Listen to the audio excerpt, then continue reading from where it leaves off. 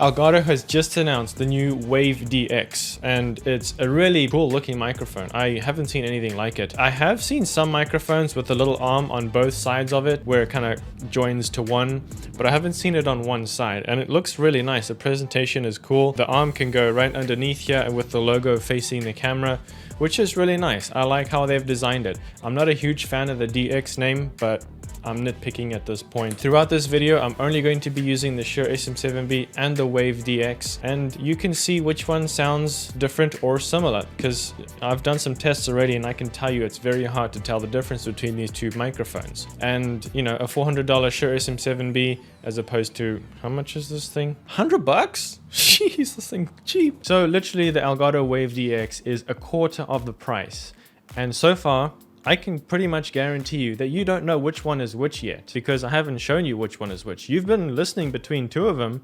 You don't know when they switch, so they sound very similar for a quarter of the price. Now, just like when you purchased the Shure SM7B and the Elgato XD? DX. This is gonna be a bit of a rough video here. Now, when you purchase the Shure SM7B and the Wave DX, you are going to have to purchase additional gear. So you're going to need a Wave XLR, which, you know, Elgato does that. And I do have a full video on how to use it, set it up, and use filters in the top right in the cards. I have done a full unboxing of that. And that's this little guy, which is super powerful, extremely amazing. You get built-in software, which you can see. There's the software there, the Elgato Wavelink software. It's also on my laptop there. I'm recording these two microphones at the same time. There's an Elgato Wave XLR, and there's one behind the Shure SM7B right there. So I'm recording through a Wave XLR with both of these microphones. They both have the exact same settings. The Elgato DX is at 45 dB, which is what Elgato recommends to have it at, and then you can adjust it according to what your voice is. And the Shure SM7B is adjusted to, I think, 53 dB. That's just because it's a more gain hungry microphone. It needs more gain. So that's what I set the gain at. But otherwise, everything's very much the same. No filters. There's no fancy voice changes or anything like that. It's purely what's coming out the microphone. Adam, my editor, might just increase the audio so that they're the exact same level, so that there's nothing else that's different, and you can tell or not tell the difference in audio quality. So with the Elgato DX, you are going to need a cable, which Elgato has a very nice, fancy, very quality XLR cable, which I've been through a lot of XLR cables in my time. This is the most premium cable I've ever seen. It's definitely going to work really nicely. Then you also obviously are going to need the Wave XLR. Or you can use any other audio interface, but why do that when you can get Elgato's Wavelink software with the Wave XLR? So do that. And obviously you're going to need a mic arm. I've got the Elgato Wave low profile here, and I've also got the high profile. So I've got both of them. Everything Elgato. Jeez. Elgato did send this microphone to me for free. They also sent this mic arm and the XLR cable and the Wave XLR. So thank you, Elgato. I really appreciate it. They are not telling me what to say. They have given me a PDF, so I do know what this microphone is capable of, but I am going to run my own tests, and you can hear it now. You know, you can't really tell the difference. I did purchase this mic arm with my own money. I purchased my other Wave XLR with my own money, a keyline, and a bunch of other gear. So, you know, I've really loved their gear, and I've purchased all of their stuff before we even partnered up. And that's, I guess, why they sent me free stuff. So thank you. So this microphone doesn't come with an XLR. It's just this microphone. You can see here that when you pull it out of the box, which actually is very difficult to pull out. I had a lot of trouble trying to get it out of the box. This microphone is the only thing that comes in the box. For 100 bucks, I think that's still really good. Now with the XLR cable, you can buy it separately or just grab a cheap one on Amazon if you really want to. But ultimately, I think you should invest in a really good XLR cable, because that is going to determine your audio quality for the most part. If you have a bad cable, everything's going to sound bad no matter what you do. If you have a good cable, then you know that that's not the issue if you're getting bad audio, which you shouldn't, because Elgato Wavelink software has made it so easy to set up. Now, here's the big question. Am I going to replace my Shure SM7B with the Elgato Wave DX? Yes, I actually am. I've run some tests. It sounds very much the same. So I'm actually going to buy another one of these. This is all I'm going to need. It's 100 bucks, which is so really nice. I need to sell this thing for 400 and buy 4 of them if I want to. The Shure SM7B is gone. I also just love the presentation. This mic looks so good. Now the Shure SM7B looks good in its unique connection here.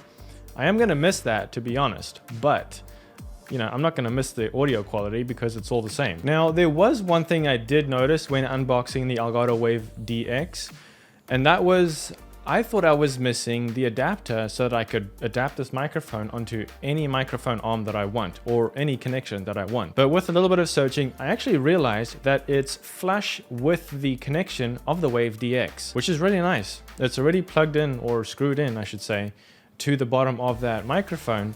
So it fits right onto the Elgato Wave mic arm, low profile or high profile, without you doing anything. It just screws right on. Now you can obviously unscrew that and put it on whatever mount you want, which is nice. But for a second, my heart skipped a beat because I was like, there's no way Elgato skipped this, right? They did put an adapter in there, because they have that for every other microphone. Now, you're probably wondering about the big question right now, and I've been teasing you long enough. So let's take a look and see which microphones are which. I'm going to continue talking, and you're going to see which one on screen is being used. And hopefully you'll be surprised at which one is which, because personally, I couldn't tell the difference when I did an audio test. Now, Adam is obviously going to increase the dB so that they're the same on both microphones, but there's no filters and no effects on this. It's purely out of the microphone. You can probably hear a little of my computer behind me. That's because there's no audio filters. And I will also show you a quick new plugin that Elgato has provided for the Elgato Wavelink software so that you can remove all the hum and background noise in your room and just have your microphone and it be clear. And I'm going to show you what these microphones sound like when you do add filters to them. So let's add some filters and EQ to this microphone, which you can also do to the Wave 1 and Wave 3 microphones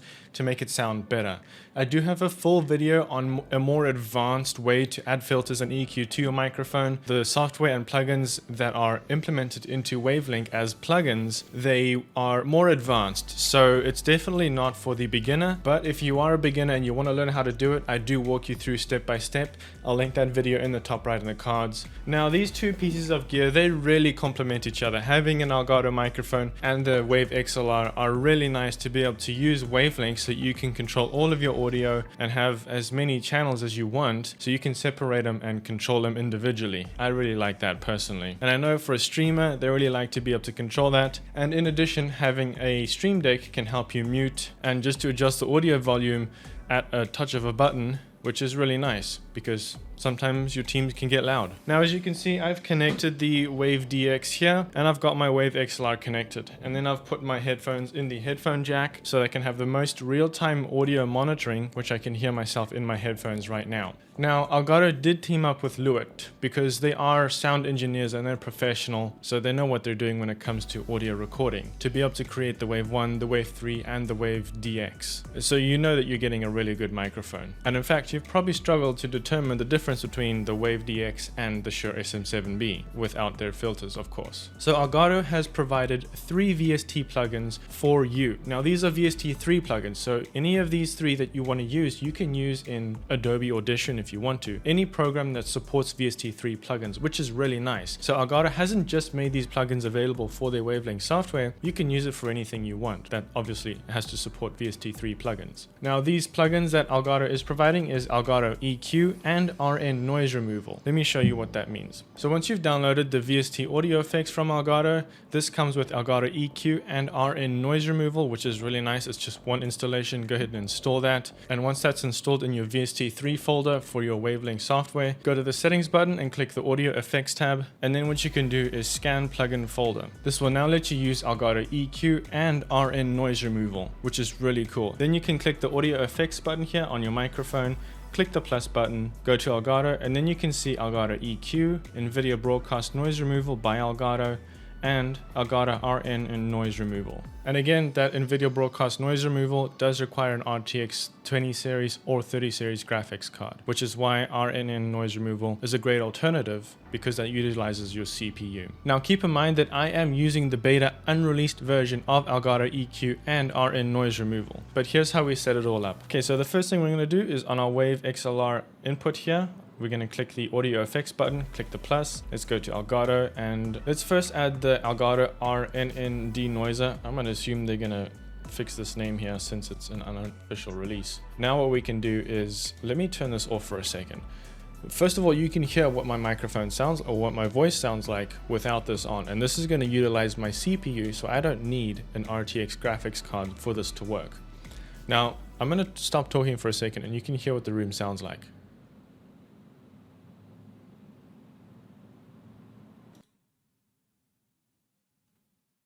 That's crazy. It's such a difference.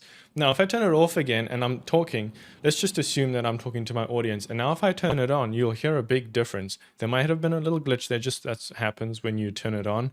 But once it's on, it's good to go. And I'm looking at my levels here. It's not going into OBS here, my recording, which is really nice because it's going to remove all of the background noise for me, which is so easy at a click of a button. So I'm going to leave that on. I'm going to close this. Now remember, adding the effects to your effects section here, the order does matter. So it's going to work from top to bottom. It's going to start with the top and go to the next one and go to the next one. So you don't want to add your filter and EQ first, and then let's say add a noise gate right at the end, because that's not going to utilize your system as well as it should. First, what you want to do is add a noise gate first, which allows a certain amount of audio to go through. And then when you add filters and EQ, that filter and EQ is only being applied to whatever's coming into the microphone, which is also really nice. That way that if you add filter and EQ to some quiet parts of your audio, that's not coming through when you add the noise gate.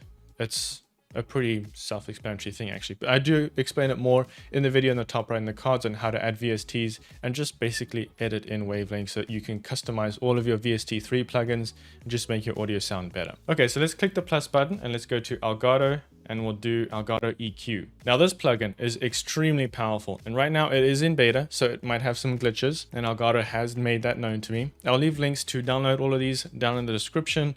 Depending on when it's released, you might be getting the beta unreleased version, or you might be getting the official release, so just keep that in mind. So right off the bat, this is very basic and simple. Not made for the professionals, however, the professionals can use it if you just want to quickly get going and get some filter and EQ to your audio. Now it's already got 2 or 3 bands here. So let me make this pretty basic. So right now with this Elgato Wave DX, it's a pretty neutral audio profile, which means that you're not going to get a lot of filter and EQ in the microphone going to your computer, which is really nice because that allows you to customize what it sounds like, because everyone's voice is different. Now I want to use my microphone in the sense that I want to add some bass, because my microphone is pretty flatline. There's no really filter EQ to it. Also, my voice is not deep naturally. Now, other people's voices might be deep, which is going to, implement some different filter and EQ tactics, because you're not going to want to add bass to your microphone since your voice is already deep. So with my voice, it is deep. Now with the basic default tab here or dot here, I cannot increase my bass. So what I'm going to do is select it and press delete. Then I'm going to double click the line and it's going to create a whole new one for me. So now I can adjust this and increase the bass. I'm going to do it quite drastically so you can actually hear the difference. Now, if I scroll with it selected, it's going to adjust the curve, which if I scroll up, it's going to make the curve very specific and just adjust that part of the waveform here. You can see my audio here and you can see how much it's pulling up my bass. That's kind of what I want. I'm going to reduce the curve just a little bit. In fact, I'm going to do it a bunch so you can hear the difference in the bass, and it's quite noticeable. This is a very extreme example. I'm not going to do it like this. So I'm going to just bring it down a little bit. I don't want to increase the bass too much, but I'd say that's pretty good. Now you can see that the midtone's right about here, and actually it's got some presets here, some text to tell you what this is. This boom warmth, we can actually bring this up just a little bit, just to increase the bass a little bit, because you want some warmth to the audio. Now the boxy, if that's how you pronounce it, this is the midtones of my voice, and it can sound muddy sometimes, especially with my voice. And with a flat profile with the Wave DX, it's gonna sound pretty flat and normal. I want to reduce this because I don't want to have too much of it. So I'm going to just click this and I'm going to drag this down a little bit. I'm going to reduce the curve to make it a little bit more sharper. I just want to target just the middle of that so that it's not so sharp and crazy. Now, if I take it down a bunch, you can hear there is quite a significant difference. I'm not going to make it that much of a difference. And then let's go ahead. We only really need 3 bands here. So I'm going to delete this one just because it's a basic preset. What I'm going to do is double click. Depending on how your voice sounds, if it's a more of a higher pitched one where there's a lot of harsh s and sh sounds in your voice, or in your microphone, you'll want to reduce this a little bit. Not too much, you don't want to make it too drastic as well, but you want to reduce that just a little bit. Now, if your microphone maybe sounds a little muddy or the sounds aren't so clear to hear, you'll want to increase this a little bit. And that's really the basic part of your microphone. Now, if you want to add what's called a de-esser, which is kind of smooth out your s and sh sounds, you can reduce this, and I'm going to show you just how much this actually sounds, so you can see that it really makes it sound quite different as opposed to if I just, you know, make it a really sharper curve and reduce it a little bit. So you can see there's quite a difference when it comes to that, and often your audience will prefer to have your type of sounds to be a little more smoothed out so that it's not so harsh on their ears, especially if they're using headphones. So that's a really basic way of using the Elgato equalizer, which is actually really all you need, honestly. So I'm going to close that, and right now you can hear with both filters on.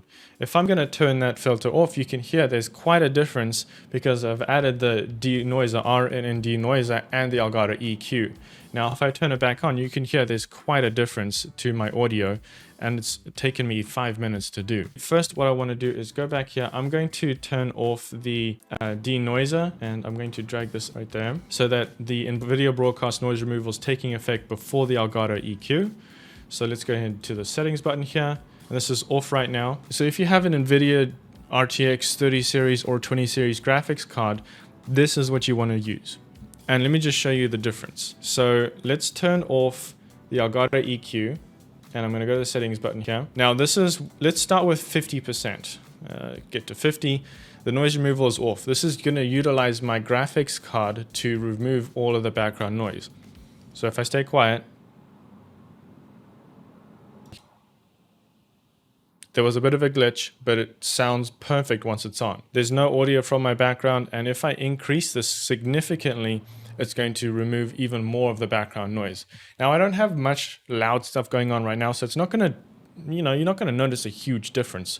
But if I bring something else into the equation, if I can stop smashing stuff, this is really where the shines, because if you're a sweaty gamer like me, you're gonna want something to cool you down while you're gaming. So this is actually where it's gonna come in handy quite a lot. Okay, so right now I've got all the filters off. There's absolutely no filters on, and you can see that right over here. I've turned off everything except NVIDIA Broadcast Noise Removal, and you can see that that button is turned off. Let's start at 50%, and what I'm going to do is have this fan right next to the microphone, and if I turn it on, that's actually really crazy. I heard a bit of buzz. That's probably because it's going to blow into the microphone. It's really close to the microphone too. That's very strange. I don't know why it does that. What if I... Okay, I'm just... You know what? I'm going to keep the buzz. We'll keep the buzz, and then let's go ahead and turn noise removal on. Okay, that did reduce it by quite a bit, but I can still hear a little bit of a buzz. So let's take it up.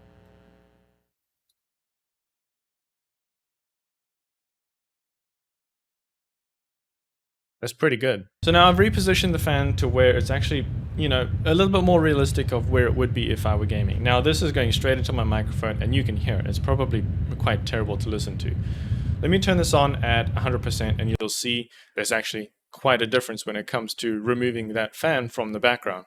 And it is so cool. I clicked a button. Oh my goodness, why is technology so powerful right now? Let's close that, and then let's go to the Elgato EQ. Now my microphone sounds pretty good. It took me 5 minutes to do, and I've got a fan right here going right into the microphone. It's like this far away from the microphone, and you can barely hear it, especially when I'm talking. It takes it out too. Now, if you don't have a RTX graphics card, a 20 series or 30 series, you can just use Elgato RNN denoiser. Oh my goodness. Wow. That's off. And that's on. That's a significant difference. I cannot believe how amazing that is. And that's just going to use your CPU instead of your GPU. That's crazy. Wait, removable logo? No way.